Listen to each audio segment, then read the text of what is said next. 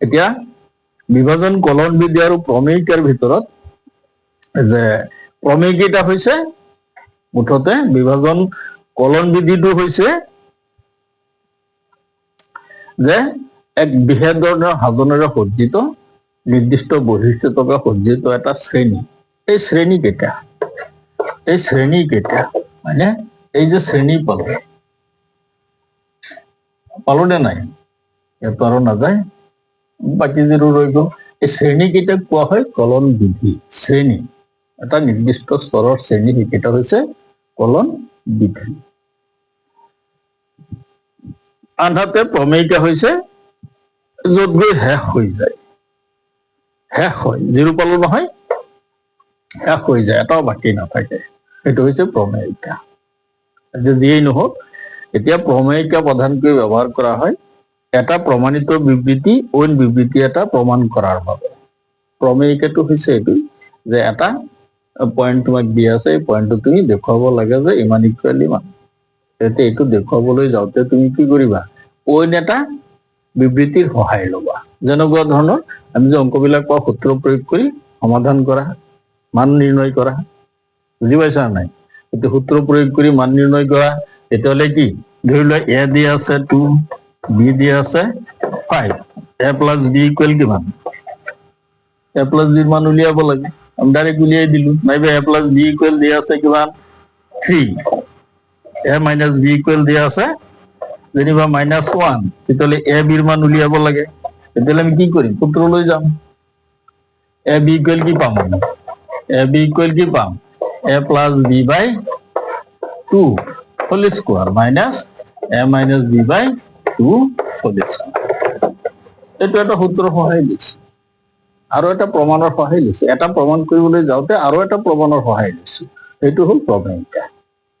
আৰু বিধিটো হ'ল কলন বিধিটো হ'ল যে এটা নিৰ্দিষ্ট স্তৰেৰে এটা বৈশিষ্ট্যমূলক এটা স্তৰেৰে সাজ্জিত কিছুমান স্তৰ বা ষ্টেজ, সেইটো হ'ল কলন বিধি। গতিকে এই কলন বিধি আৰু বিভাজন প্ৰমেয়িকা এই দুটা বিশেষকৈ যদিও একে ধৰণৰ কিন্তু সামান্য কি আছে, ডিফাৰেন্স আছে। এতিয়া আমি চাওঁ, ধৰি লোৱা এটা সংখ্যা দি দিলে তোমাক, পৰীক্ষাত এটা অংক দিয়েই তোমালোকে চাবা যে বিশেষকৈ সংখ্যাৰ গসাগু নিৰ্ণয়ৰ ক্ষেত্ৰত কি কৰা হয়, ইউক্লিডৰ বিভাজন কলন বিধি ব্যৱহাৰ কৰা হয়। যেনিবা এটা দুটা সংখ্যা দি দিলে তোমালোকক,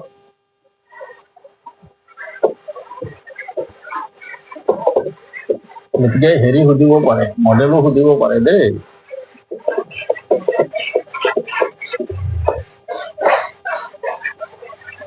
ধৰি লোৱা এটা বিশেষকৈ গসাগু উলিওৱাৰ ক্ষেত্ৰত যেনিবা দি দিলে 4, 2, 0 আৰু 1, 3, 0 কি গসাগু উলিওৱা। এইটো এবাৰ পৰীক্ষাত দিছিল ফাইনেলত, গসাগু উলিওৱা।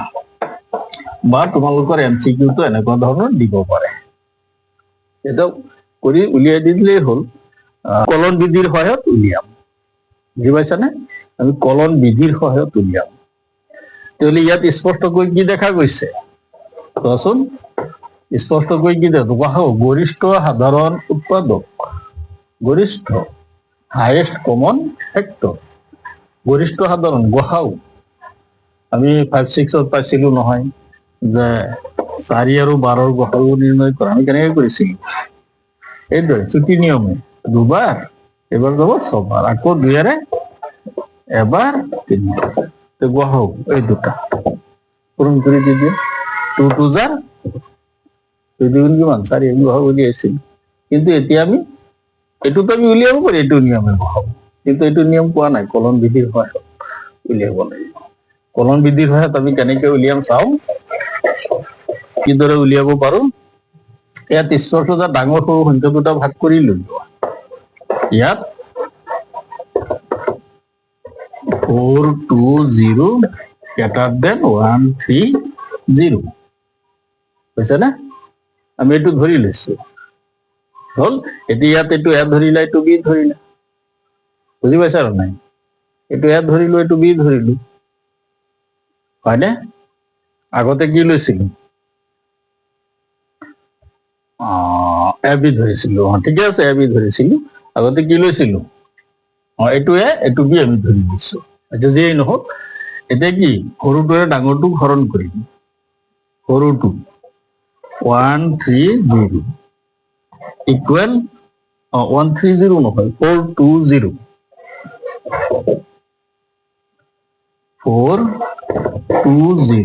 হৰণ কৰি 130 ৰে 130 হৈছে নে? ইনটু 130 এইটোত কেইবাৰ যাব? দুবাৰ নিশ্চয় গৈ আছে। তিনিবাৰ যাব? তিনিবাৰ নাযায়। তিনিবাৰ গলে 90, 390, তিনিবাৰ যাব হয়নে? তিনিবাৰ। বাকী থাকিল কিমান চোৱাচোন? 390 থাকিল 30, 30 বাকী থাকিল, হলনে? এইবাৰ আকৌ 130টো আহি যাব ইয়াত, ইয়াত লৈ আহা। এইবাৰ বি হৈ যাব 30, 30টোত কেইবাৰ যাব? কেইবাৰ যাব? 4বাৰ। কিমান থাকিল? 4 তিনি 12, 120, 10 বাকী থাকিল নে? এইবাৰ আকৌ 30টো আহি যাব ইয়াত, এ বি হব কিমান? 10 ইনটু 30ত কেইবাৰ যাব? 3বাৰ। বাকী থাকিল কিমান? 0। এইটোই হল কলন বিধি। কলন বিধি প্ৰমেয়িকা, কলন ইউক্লিডৰ কলন প্ৰমেয়িকা একেটাই, মেইনলি একেটাই। যিয়েই নহওক, এইটো হল 420, এইটো ডাঙৰ, গতিকে এইটো সৰু, সৰুটোক আমি এইটোৰে এইটো হৰণ কৰিছো। 3বাৰ গ'ল, 30 বাকী থাকিল, থাকিল নে? এইটো 30টো আহি যাব ইয়াত, ডাঙৰটো, গতিকে এইটো বাকী থাকিল আহি যাব এইটো, গতিকে 30 এইটোত কেইবাৰ যাব? 4বাৰ। ইয়াত কিমান থাকিল? 10, হৈছে নে? এইবাৰ 30টো আহি যাব ইয়াত, এই 10টো ইয়াত, 30ত 10 কেইবাৰ? 3বাৰ। বাকী থাকিল 0, আৰু নাই। 0 নোলোৱালৈকে আমি কৰি গৈ থাকিব লাগিব গসাউ উলিওৱাৰ ক্ষেত্ৰত। এতিয়া লাষ্টত তুমি কিমান পালা? তো গসাগু কি হব? এছিয়া কিমান হব?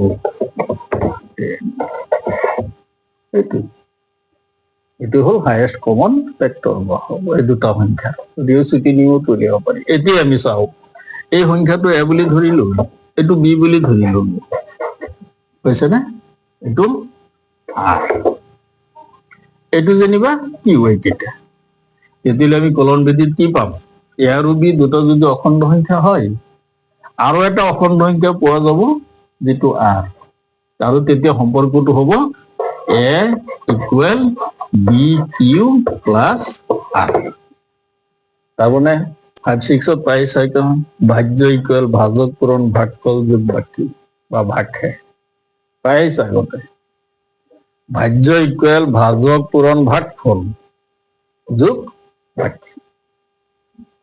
ভাজ্যটো এ, ভাজকটো বি, ভাগফলটো কিউ, আৰু ভাগশেষটো আৰ। গতিকে চৰ্তটো আহিব a equal b q plus r, হয় r 0 less than or equal r less than কি বি, এইটো চৰ্ত আহিব। এইটো হল ইউক্লিডৰ বিভাজন কি আছিল? প্ৰমেয়িকা।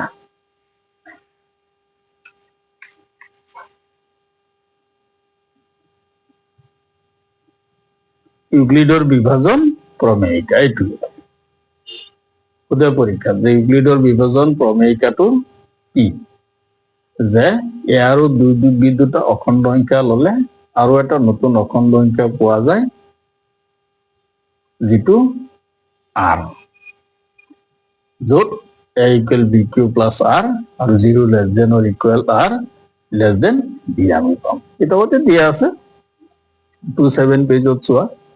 দুটা যোগাত্মক অখণ্ড সংখ্যা এ আৰু বি দিয়া থাকিলে, দুটা দিয়া থাকিব, এনে দুটা অদ্বিতীয় সংখ্যা কিউ আৰু আৰ থাকিব য'ত a equal b q plus r হয় আৰু 0 less than or equal r less than 27 পেজতে দিয়া আছে, পাইছানে?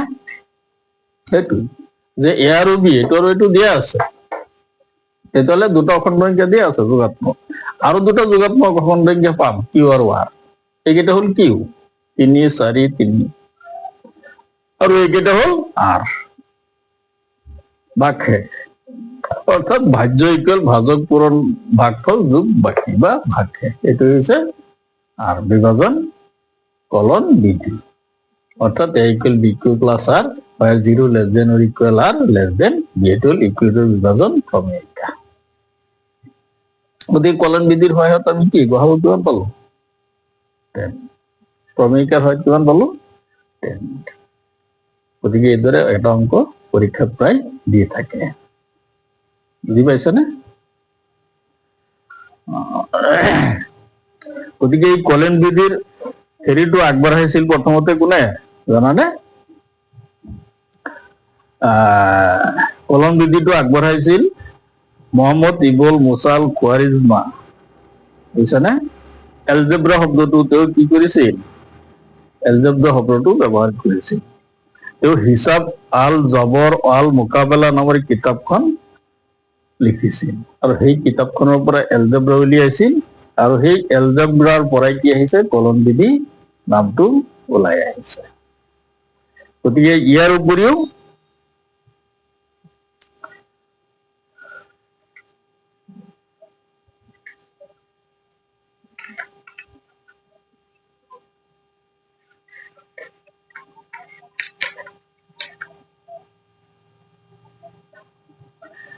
যে পাটিগণিতৰ মৌলিক উপপাদ্য আলোচনা কৰিছিলো, সেই মৌলিক উপপাদ্যটো উলিয়াইছিল Friedrich Gauss. Friedrich Gauss, Friedrich Gauss, যিজনক কোৱা হয় গণিতৰ ৰাজকুমাৰ। ৰাজকুমাৰ বুলি কোৱা হয় ফ্ৰেডৰিক গাউছক। Carl Friedrich Gauss. কাৰ্ল আছে, কাৰ্ল ফ্ৰেডৰিক গাউছ। তেওঁ আছিল গণিতজ্ঞসকলৰ ৰাজকুমাৰ, আৰু তেওঁ কি আছিল? আৰ্কিমিডিছ আৰু নিউটনৰ সমসাময়িক গণিতজ্ঞসকলৰ ভিতৰত তেওঁ এজন অন্যতম গণিতজ্ঞ আছিল। গতিকে এই কাৰ্ল ফ্ৰেডৰিক গাউছ হল কি? গণিতজ্ঞসকলৰ ৰাজকুমাৰ, ৰজা আছিল। এইটো আছে 34 পেজত চিত্ৰসহ দি দিছে। হ'ব, এতিয়া কলন বিধিৰ সহায়ত আমি এটা উলিয়াইছিলো। গতিকে পিছৰখিনি আমি নেক্সট ক্লাছত আলোচনা কৰিম। থাকক দিয়া।